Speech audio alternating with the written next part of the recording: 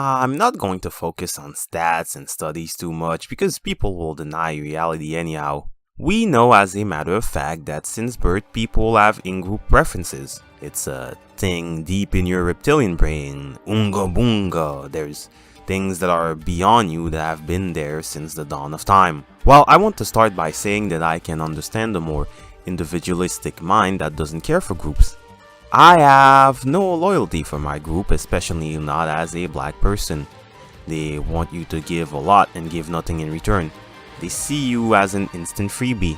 Having your mother tell you to talk to whatever cousin doesn't seem appealing because not only do you have no interest in common, but you don't express yourselves in the same way. They can tell your accent is slightly off, though you can speak the native language. Certain ideas are also not conveyed in different languages, hence why it's hard to explain woke to immigrants. It also doesn't take into account that one of you might live in a high-trust society while the other one doesn't. You know as a matter of fact that they're not individuals you want to share anything with. In-group bias, like a lot of human behavior, really works well when you're in a small group with small tribes as neighbors. Survival depends directly on your ability to coordinate. We also share the same habitats and way of life. When you have different types of language, society, environment, and habits, then a lot can go wrong. Most people are not good at analyzing new differences and behaviors, why they are there. After a while, you lose neural plasticity and the frontal lobe as a set behavior, and you are literally set in your ways. I have an in-group bias, but more so for people who share my interests, like skateboard. The other skater can teach me things, and contrarily to popular belief, they're actually really nice people. I may not always take away from them, but at the very least I'll give a friendly hello and not end up in hood shenanigans. I also have other interests where I don't interact with certain people of said group because a lot of these people are not desirable. We have traits in common that drew us to the activity, but have vastly different personalities as people. I notice a lot of you gamers out there are completely out of shape, and I noticed a lot of people who are into climbing are really zesty.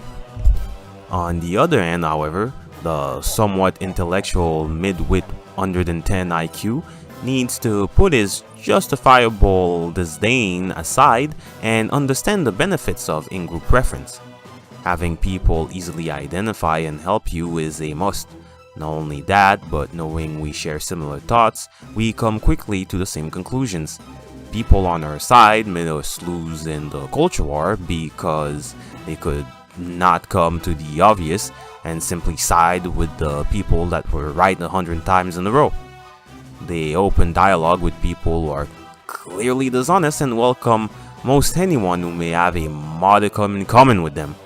How often do we have an avowed leftist be called based simply because they said something sensical once? That is the time when you don't say hello to the fellow climber. As much as I want to believe in people, the reality is that most simply follow their genetic code and will prefer those who resemble them. People go easily into groups to their own detriment sometimes, and gamers as a group was too open and could not filter out the bad elements.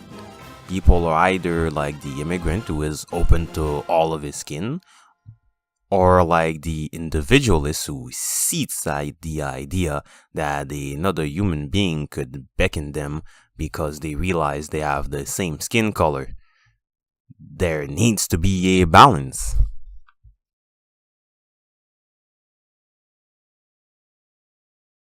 In the village. Fuck the Narnia.